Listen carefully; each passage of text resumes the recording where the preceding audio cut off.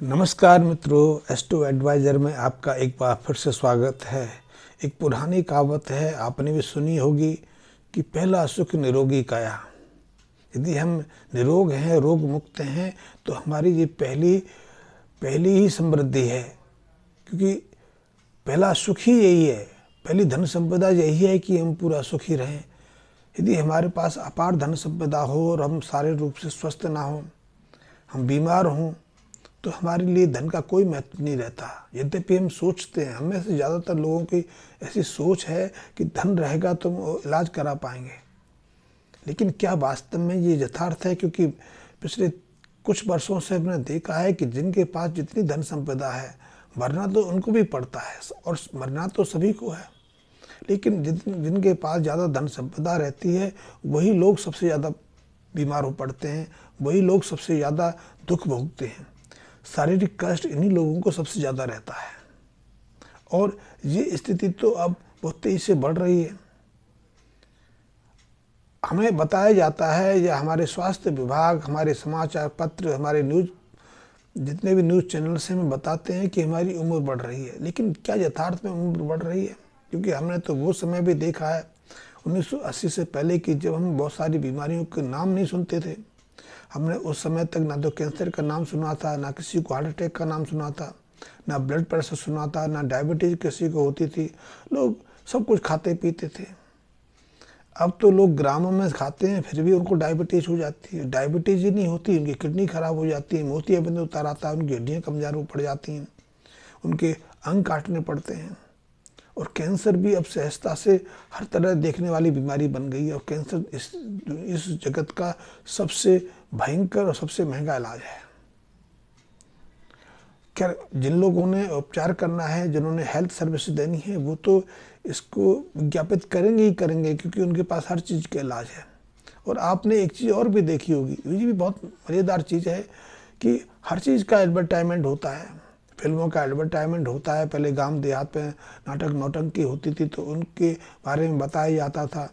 जब सर्कस हमारे शहर गांव में आता था, तो सर्कस वाले कई तरह के विज्ञापन करते थे, या दुकानदार लोग विज्ञापन करते थे। लेकिन अब तो डॉक्टरों को अपने अस्पतालों की ऐड भी चलानी पड़ती है, इसलिए बड़े बड़े ऐड वो पेपरों में देते हैं, टेलीविज़न पे देते हैं, दीवारों पर कई तरह के विज्ञापन प्रकाशित करते हैं, जैसे कि बिना उसके तो कोई इलाज ही नहीं कराएगा।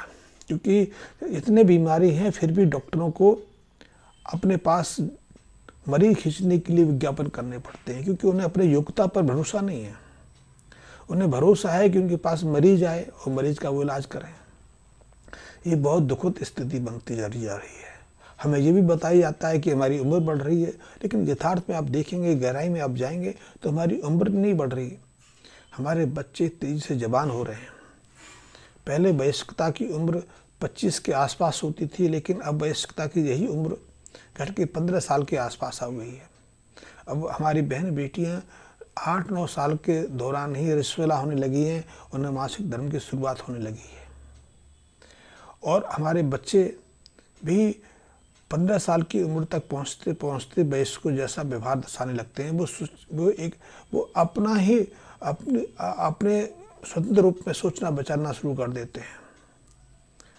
हाँ, ये जरूर है कि बुढ़ापा शीघ्रता से आने लगा है। पहले बुढ़ापा 60-65 के बाद आता था, 70 के बाद आता था, लेकिन अब यही बुढ़ापा 50 के बाद आने लगा है। इसलिए 50 के बाद के जो लोग हैं, आपको बहुत कम स्वस्थ नजर आएंगे। और बड़े शहरों में जाएंगे तो आप देखेंगे, जैसे ही व्यक्ति की उम्र 35 को क्रॉस करती है, उसे कई तरह की दवाइयाँ खानी पड़ती हैं, और 40 की उम्र तक पहुँचते पहुँचते वो जितना भोजन करता है, उससे ज़्यादा की मात्रा में दवाइयाँ खा जाता है।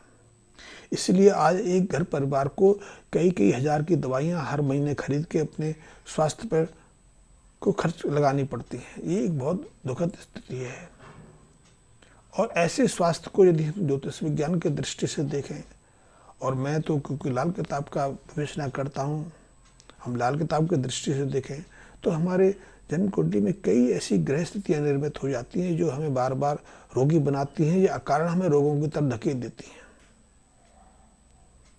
और इनसे उपचार के लिए हम यदि किसी डॉक्टर का परामर्श लेते हैं, किसी तरह का उपचार लेते हैं, तो उससे हमें पर्याप्त लाभ नहीं मिलता। हमें लगता है, हमें एहसास होता है कि हम जब इलाज कराते हैं तो उससे कुछ फ़ायदा मिलता है, लेकिन फ़ायदा कम, उसके दीर्घकालिक इफेक्ट ज़्यादा रहते हैं। जैसे कि उदाहरण के रूप में हम डायबिटीज़ को ले लें या ब्लड प्रेशर को ले लें, तो ब्लड प्रेशर तो पहले एक गोली में कंट्रोल हो जाता है, लेकिन जब हम उस गोली को नियमित रूप से साल 1.5 साल खाते रहते हैं तो फिर हमें 2 गोलियां और की ज़रूरत पड़ती है, फिर हमें डायबिटीज़ की भी शुरुआत हो जाती है। फिर 2-3 साल हम ये उपचार करते रहते हैं, फिर एक नई बीमारी हमें जुड़ जाती है। 5-7 साल के बाद पता चलता है कि हमारी किडनी में भी प्रॉब्लम आ रही है, या फिर हमारे शरीर के अंदर कोई और विकृति पैदा हो रही है। तो हमारे पास जो मेडिकल सिस्टम है, जो मेडिसिन है, वो परमानेंट इलाज नहीं है, लेकिन यही इलाज आज से 20-25 साल पहले हम घरों में कर लेते थे। 1980 से पहले क्योंकि हमारे देश में डॉक्टर नहीं थे, एक दर्द की गोली लेने के लिए हमें कई 1 किलोमीटर पैदल जाना पड़ता था, क्योंकि केमिस्ट की दुकान ही हमारे आसपास नहीं थी। और अब तो स्थितियाँ ऐसी बन गई हैं, आप घर से बाहर निकलते हैं तो किराने की दुकानें कम हैं, केमिस्ट की दुकानें ज़्यादा हैं, और हर 5-7 केमिस्ट के ऊपर एक डॉक्टर बैठा हुआ है। हर गली मोहल्ले में क्लिनिक के अलावा एक अस्पताल भी घूमते चले जा रहे हैं, और सरकार भी कहती है, स्वास्थ्य विभाग भी कहता है, और WHO की संस्थाएं भी कहती हैं कि हमें इलाज के लिए और डॉक्टरों की आवश्यकता है और अस्पताल खोलने चाहिए। हमें हर घर में एक केमिस्ट शॉप बैठा देनी चाहिए। कोई भी डिपार्टमेंट ये नहीं कहता कि स्वस्थ कैसे रहना है। तो मैं तो, क्योंकि ज्योतिष की बात करूंगा, लाल किताब की बात करूंगा, तो देखने में आया है कि जब किसी जातक की जन्म कुंडली के 6वें स्थान पर शनि विराजमान हो जाए तो भी उसके स्वास्थ्य में निरंतर कोई ना कोई गड़बड़ी बनी रहती है। स्वास्थ्य में गड़बड़ी नहीं रहती, उसकी नौकरी में, उसके कारोबार में भी विघ्न खड़े होते रहते हैं। नौकरी भी बार बार जा सकती है, कारोबार को बदलना पड़ सकता है, कारोबार में घाटा उठाना पड़ सकता है, या फिर ऐसे व्यक्ति की जन्म कुंडली के 11वें स्थान पर चंद्रमा विराजमान हो जाए। चंद्रमा का विशेष प्रभाव 11वें भाव पड़ता है। जब भी 11वें भाव पर चंद्रमा विराजमान होते हैं तो ऐसे व्यक्ति की जो वीर है, सीमन है, उसमें शुक्राणु की संख्या ही घट जाती है। तो ऐसे व्यक्ति को फिर संतान सुख से को लेकर बहुत चिंतित रहना पड़ता है, संतान का सुख नहीं मिलता। या फिर 11वें स्थान का जो चंद्रमा है, माता और उसके पुत्र दोनों को दुखी रखता है, या फिर दादी और पुत्र को दुखी रखता है। कहते हैं कि जैसे ही यदि 11वें स्थान पर किसी व्यक्ति की चंद्रमा विराजमान है तो ऐसे व्यक्ति की संतान का मुंह कम से कम 40 दिन तक उसकी दादी को नहीं दिखना चाहिए, अन्यथा या तो दादी बीमार पड़ जाएगी या उसकी माँ बीमारी में चली जाएगी। लाल किताब का ये जो सूत्र है, ये सैकड़ों बार हमने देखा है, और सैकड़ों बार हमने इसको चरितार्थ भी होते देखा है। तो 11वें स्थान का बृहस्पति कई तरह की परेशानी खड़ी करता है, क्योंकि 11वां स्थान जो है वो शनि और बृहस्पति का है। शनि 11वें स्थान के कारक हैं और स्वामी हैं, और बृहस्पति इस भाव के स्वामी हैं। और जब चंद्रमा इस 11वें स्थान पर बैठता है तो चंद्र को ये दोनों ग्रह पर पीड़ित करते हैं। इसके कारण, या फिर ऐसा भी कहा गया कि जो भी ग्रह 11वें स्थान पर विराजमान होता है वो अपने शत्रु ग्रह को पीड़ित करता है। वो शत्रु ग्रह किसी भी स्थान पे हो, किसी भी भाव में हो सकता है। तो चंद्रमा जब 11वें स्थान पे आते हैं तो केतु को पीड़ित करते हैं। केतु संतान का कारक है। संतान का कारक नहीं, हमारी मान कीर्ति का भी कारक है, हमारी प्रतिष्ठा का भी कारक है, तो उसको भी क्षति पहुंचाता है। तो सीधा सीधा तो हमारे संतान पर इसका इफेक्ट डलता है।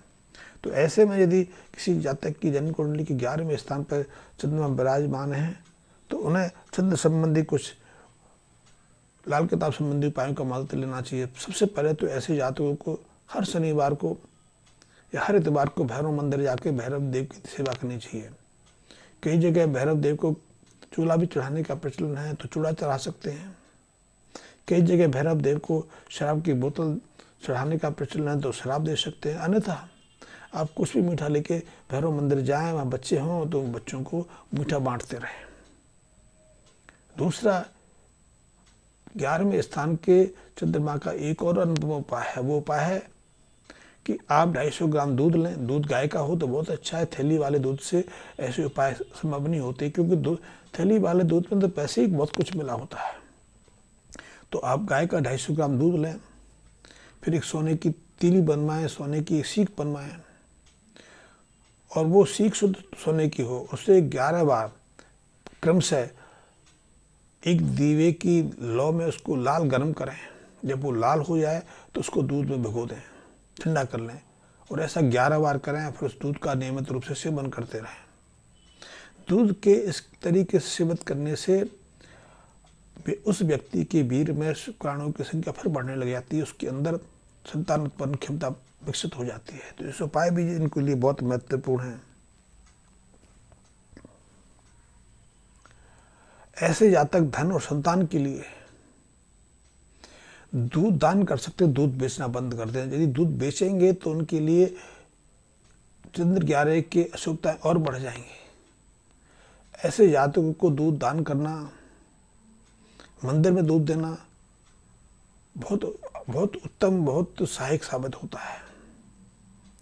ऐसे जातक नियमित रूप से किसी मंदिर में दूध चढ़ा सकते हैं, दूध दे सकते हैं। और यदि वो 43 दिन तक उपाय करते हैं तो संतान संबंधी कई तरह की परेशानियां उनके जीवन से निकल जाती हैं, क्योंकि 11वें स्थान का चंद्रमा सिर्फ संतान जन्म में बाधा नहीं खड़ी करता, संतान को लेकर कई अन्य दुख भी देता है। ऐसे जातक को संतान के स्वास्थ्य को लेकर, संतान के स्वभाव को लेकर, संतान की स्थिरता को लेकर, संतान के वैवाहिक कार्य या जीवन में स्थिर होने की समस्याओं का सामना भी करना पड़ता है। यदि आपके जीवन में ऐसी समस्या आ रही हैं तो लाल किताब संबंधी इन उपायों को सहजता से कर सकते हैं, क्योंकि लाल किताब तो है ही कारक पार।